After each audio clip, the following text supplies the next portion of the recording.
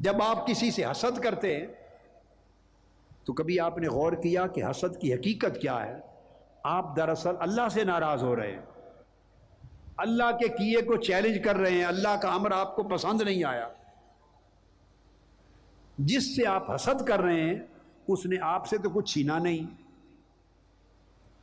آپ سے تو کچھ، اگر اس کو علم زیادہ ملا ہے تو آپ سے تو نہیں چھین کے لے گیا، اگر لوگوں میں قبول عام زیادہ ملا ہے تو قبولیت آپ سے تو نہیں چھینی، اگر عزت و شہرت زیادہ ملی ہے تو آپ سے تو نہیں چھینی، اگر اس کو تمول اور بزرگی یا راحت اور عیش و آرام زیادہ ملا ہے تو آپ سے تو نہیں چھینا، ولایت مل گئی ہے، کرم ہو گیا ہے اللہ کا تو آپ سے تو نہیں چھینا، یہ چیزیں ہیں نا، عہدہ مل گیا ہے تو آپ سے تو نہیں چھینا۔ ہم حسد کرتے ہیں، تمام چیزوں کو گن لیں، سوچ لیں، رشتہ داروں کو سوچ لیں، بھائی بہنوں کو سوچ لیں، اعزا اقارب کو سوچ لیں، پڑوسیوں کو، دوست احباب کو، تنظیم کے عہدیداروں کو، رفقا کو، متعلقین کو، علماء ہیں، رفقا ہیں، جوان ہیں، خواتین ہیں، بہنیں بیٹیاں، سب سوچیں۔ جب بھی انسان کسی سے حسد کرتا ہے تو جو بھی نعمت ہے، حسد کا پھر وہ آدمی زبان سے بولتا ہے اس کے خلاف اور کڑتا ہے اور تقریریں کرتا ہے اور تانے دیتا ہے اور الزام تراشیاں کرتا ہے اور شور مچاتا ہے، ہنگامہ کھڑا کرتا ہے، جو کچھ کرتا ہے، حسد کی آگ میں جلتا ہے۔ اس سے پوچھے بھئی جس کے خلاف حسد کی آگ میں جل رہے ہو اس نے تو نہیں چھینا، آپ سے تو نہیں چھینا نا، سمپل، نہیں چھینا، ایک بات۔ نمبر دو، جو کچھ اس کو ملا ہے اچھا یا برا، دیا کس نے ہے؟ یہ امر کس کا ہے؟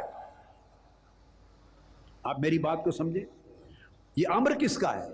اللہ کا، تو اس کا تو کوئی قصور نہیں ہے۔ اگر دنیا اس کو زیادہ چاہتی ہے تو اس بیچارے کا کیا قصور ہے؟ اگر کوئی اس سے محبت زیادہ کرتا ہے تو اس کا کیا قصور ہے؟ اگر اس کی عزت زیادہ ہے تو اس کا کیا قصور ہے؟ یہ اللہ کا امر ہے۔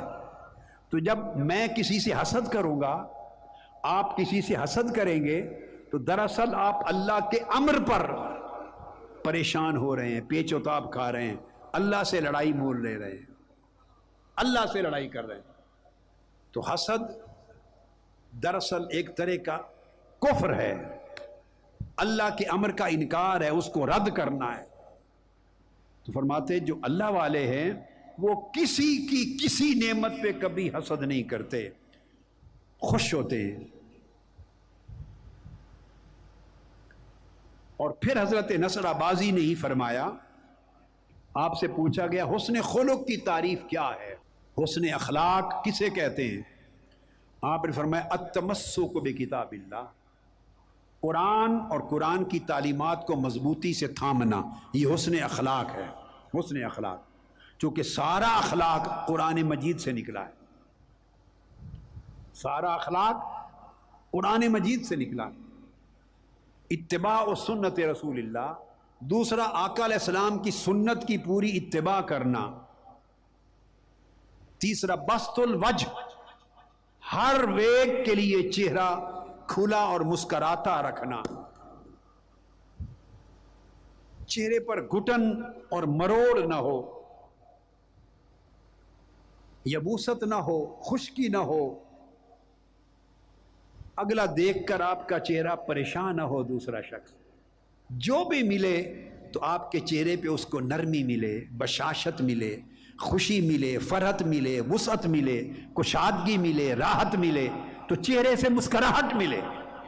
فرمایا یہ حسن اخلاق ہے، قرآن کو تھامنا، سنت رسول کی پیروی کرنا، ہر وقت چہرہ مسکراتا رکھنا، اور کسی شخص کو اذیت نہ دینا، نہ اپنی زبان سے، نہ اپنے ہاتھوں سے، نہ کلام سے، نہ اخلاق سے، نہ برتاؤ سے، نہ نیت اور ارادے سے کسی کو تکلیف نہ دینا، اور جو کچھ اللہ نے آپ کو دیا ہے وہ دوسروں پر خرچ کرنا۔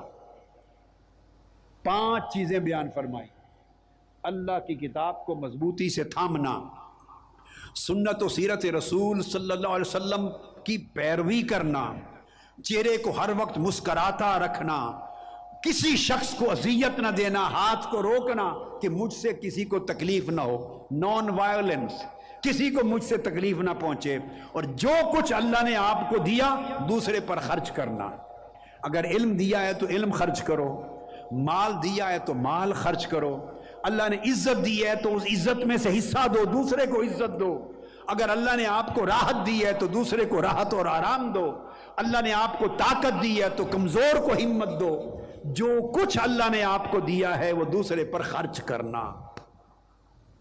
فرمایا 5 چیزوں کو جمع کر لیا جائے، اس کا نام حسن خلق ہے، حسن اخلاق۔ اس کے بعد حضرت ابو بکر الوراق رضی اللہ تعالیٰ عنہ فرماتے ہیں کہ جو اللہ سے محبت کرنے والے لوگ تھے اور اللہ کی محبت کے دعوے دار تھے اور طریقت اور سلوک اور تصوف اور ولایت، کرامت اور روحانیت کی راہ پہ چلنے والے لوگ تھے، فرماتے کہ پہلے زمانوں میں یہ تھا کہ وہ دوستوں کی تعریف کرتے تھے اور اپنی مذمت کرتے تھے، خود کو برا کہتے تھے، دوسروں کو اچھا کہتے تھے۔ فرماتے ہیں اب زمانہ اتنا بدل گیا ہے کہ ہمارے زمانے میں لوگ خود کو اچھا کہتے ہیں، دوسروں کو برا کہتے ہیں۔ اتنی تبدیلی آ گئی۔ یہ اولیاء بیان کر رہے ہیں، حضرت ابو بکر الوراق۔ اس زمانے میں حال یہ تھا، آج سے 1100-1200 سال قبل حال یہ تھا کہ وہ کہتے ہیں کہ ہم سے اگلے لوگ، ان کی روش یہ تھی کہ دوسروں کو اچھا کہتے، خود کو برا کہتے۔ اب ہمارا زمانہ اتنا بدل گیا ہے کہ ہمارے زمانے کے لوگ خود کو اچھا کہتے ہیں، دوسروں کو برا کہتے۔ اس پر وہ حیرت زدہ تھے، اب ہم کہاں جا پہنچے، ہم کہاں جا پہنچے۔ اور پھر فرماتے ہیں کہ اگلے وقتوں میں لوگ نعمت کے لیے، راحت کے لیے، آرام کے لیے، عزت کے لیے، عزت مرتبے کے لیے دوسروں کو منتخب کرتے تھے، تکلیف کے لیے خود کو چنتے تھے۔ عزت اور راحت دوسروں کو دیتے، تکلیف اور مشکل اپنے لیے رکھتے۔ فرمایا اب ہمارا زمانہ ایسا آ گیا ہے کہ ہم راحت اور آرام اور عزت اپنے لیے چنتے ہیں اور تکلیف اور مشقت اور مصیبت دوسروں کے لیے سوچتے ہیں۔ اتنا بدل گیا ہے زمانہ۔ یہ اولیاء کرام کے کلمات بتا رہا ہوں آپ کو کہ ان کی تعلیمات کیا ہیں، پھر ان کے طرز عمل کیا ہیں۔ ان کا طرز عمل، اس میں حضرت معروف کرخی رضی اللہ تعالیٰ عنہ کا ایک واقعہ سناتا ہوں، جس سے یہ امام سلمی نے اس کو بیان کیا، جس سے اولیاء اور صوفیاء کا اور جو اکابر امت تھے، بڑی ہستیاں تھیں جن کے فیض اور انوار سے ساری دنیا آج تک صدیاں گزرنے کے بعد بھی معمور ہے، ان کا واقعہ ہے۔ اس سے آپ کو اندازہ ہوگا کہ روش کیا ہونی چاہیے۔ اس میں سے ہم کچھ روشنی لیں۔ امام سلمی بیان کرتے ہیں کہ یہ واقعہ حضرت معروف کرخی رضی اللہ تعالیٰ عنہ کا ہے، اور جو واقعہ آگے بیان کر رہا ہوں امام سلمی نے تو بیان کیا اپنی کتاب الفتوہ میں، اور حضور داتا گنج بخش علی حجویری رضی اللہ تعالیٰ عنہ نے بھی یہ واقعہ بیان کیا کشف المحجوب میں، مگر انہوں نے غالباً حضرت ذوالنون مصری کا نام لکھا ہے کہ ان کا واقعہ ہے۔ آپ میری بات سمجھیں، حضور داتا گنج بخش رضی اللہ تعالیٰ عنہ نے یہ واقعہ کن کے نام سے لکھا ہے؟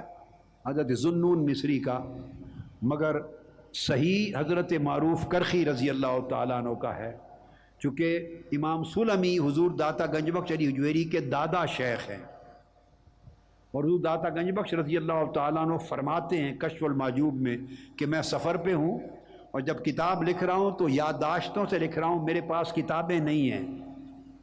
خود فرماتے ہیں سفر پہ میرے پاس کتابیں نہیں ہیں کہ جن کا مطالعہ کر کے تو میں چیزیں لکھوں، تو اپنی یادداشت کے ساتھ سب کچھ لکھ رہا ہوں، خود فرماتے ہیں۔ اور امام سلمی چونکہ اپنے ملک میں لکھ رہے ہیں، ان کے پاس کتابیں ہیں، ان کے پاس، تو لہذا جو اب آپ دیکھیے صداقت کتنی ہے۔ آج کا کوئی مصنف ایسی بات لکھتا ہے کتاب میں کہ اگر مجھ سے کوئی غلطی ہو جائے تو گرفت نہ کرنا، میرے پاس کتابیں نہیں ہیں، میں سفر میں یادداشتوں کے ساتھ لکھ رہا ہوں۔ کوئی اتنا سا چونٹی جتنا مصنف اور عالم بھی لکھتا ہے یہ بات؟ یہ بڑوں کا کام تھا، یہ اولیاء کا ظرف تھا، تاکہ اگر کوئی دیکھے بھی یہ ذوالنون مصری کا نہیں واقعہ، یہ تو حضرت معروف کرخی کا ہے، تو وہ لکھ چکے، میں یادداشت سے لکھ رہا ہوں اور یادداشت میں مغالطہ ہو جاتا ہے۔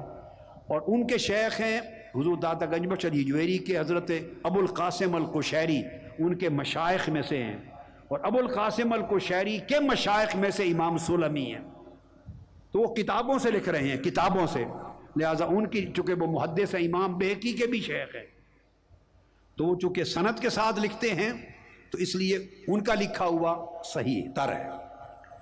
تو حضرت معروف کرخی رضی اللہ تعالیٰ عنہ کا یہ واقعہ کہ ایک روز وہ دریائے دجلہ کے کنارے بیٹھے تھے، اور ان کے ساتھ ان کے مریدین اور طلباء اور شاگرد تھے، ان کے رفقا تھے، ان کے ساتھ ان کے رفقا تھے۔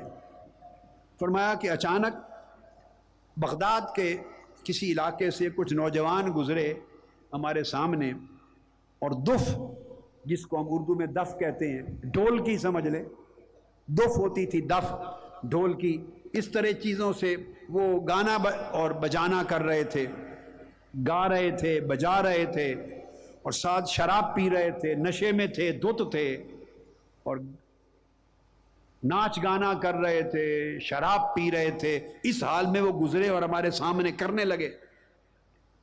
حضرت معروف کرخی رضی اللہ تعالیٰ عنہ کے جب مریدین اور شاگردوں نے یہ منظر دیکھا، ان کے دل بہت کڑے، بڑے پریشان ہوئے۔ انہوں نے عرض کیا، یا ابا محفوظ، ابو محفوظ ان کی کنیت ہے حضرت معروف کرخی کی، فرمایا کہ آپ دیکھ رہے ہیں یہ سمندر میں، اس دریا میں، دجلہ میں، اس کے کنارے پر کیا ہو رہا ہے؟ رب کی معصیت اور نافرمانی کر رہے ہیں اور بے حیائی کر رہے ہیں، آپ ان کے لیے بد دعا کریں، آپ ان کے لیے بد دعا کریں۔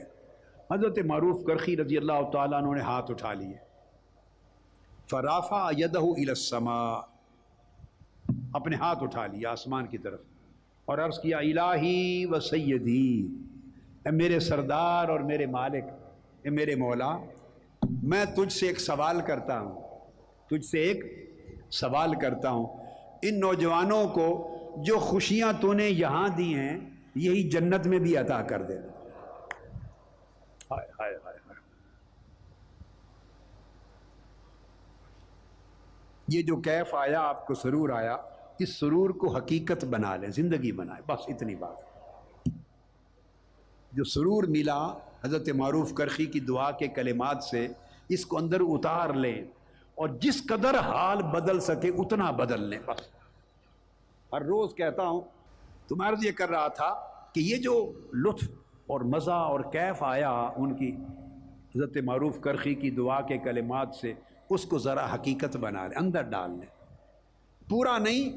آج میں نے پوچھا تھا، جتنا ہو سکے، جتنا ہو سکے بھر لیں، جتنا ہو سکے بھر لیں۔ ویلی نہ بو کچھ کر دی رو، خالی بھانڈا بھر دی رو، کچھ نہ کچھ بھر دی رو۔ انہوں نے ہاتھ اٹھایا، عرض کیا، باری تعالیٰ میرا سوال ہے، میرے مالک، جو خوشیاں تو نے ان جوانوں کو یہاں دی ہیں، یہی آخرت میں جنت میں بھی اسی طرح خوش کر دینا، اس طرح خوش رکھنا۔ دعا ہو گئی۔ وہ جو مریدین تھے جنہوں نے بد دعا کے لیے کہا تھا، وہ تو پریشان ہو گئے۔ مرید تو ہر زمانے میں مرید ہی ہوتے ہیں نا، وہ تڑپے، پریشان ہوئے، یہ کیا بنا؟ آپ نے تو ان کو دعا دے دی۔ تو کسی نے عرض کیا، حضور ہم نے بد دعا دینے کے لیے کہا تھا کہ ان کو بد دعا دیں، آپ نے دعا دے دی۔ تو حضرت معروف کرخی رضی اللہ تعالیٰ عنہ نے، اور بقول حضور داتا گنج بخش علی حجویری رضی اللہ تعالیٰ عنہ، حضرت ذوالنون مصری، تاکہ حضور داتا گنج بخش کی روایت بھی بیان کر جائیں، تو بطور حضور داتا گنج بخش رضی اللہ تعالیٰ عنہ، حضرت ذوالنون مصری نے جواب دیا اپنے شاگردوں کو، مریدوں کو، اپنے طالبوں کو، فرمایا، بیٹو میں نے یہی دعا کی ہے نا کہ مولا آخرت میں اور جنت میں بھی ان کو اسی طرح خوش رکھنا جیسے دنیا میں خوش رکھا ہے۔ تو فرمایا تو جنت میں تبھی خوش رکھے گا نا اللہ کہ دنیا میں توبہ کی توفیق دے دے گا. توبہ ہوگی تو جنت میں جائیں گے، اور توبہ ہوگی تو آخرت کی فرحتیں پائیں گے. تو میں نے تو در حقیقت آخرت میں ان کی خوشیوں کی دعا مانگ کر دنیا میں توبہ کی توفیق طلب کی ہے. تو وہ بد دعا نہیں دیتے، وہ توبہ کی توفیق مانگتے ہیں اللہ والے کہ ان کو توبہ دے دے، یہ سنور جائیں. دعا کیا دیتے ہیں کہ یہ سنور جائیں. اب یہاں ایک اور بات یاد آ گئی، امام سفیان ثوری رضی اللہ تعالیٰ عنہ، یہ طرز عمل بتا رہا ہوں. اس طرز عمل کو ہمیں اپنی زندگیوں میں داخل کرنا ہے، اسے اپنا اخلاق بنانا ہے، اسے اپنا سیرت و کردار بنانا ہے، اسے اپنی طبیعت اور مزاج بنانا ہے. یہ رفاقت ہے. بولیے، یہ رفاقت.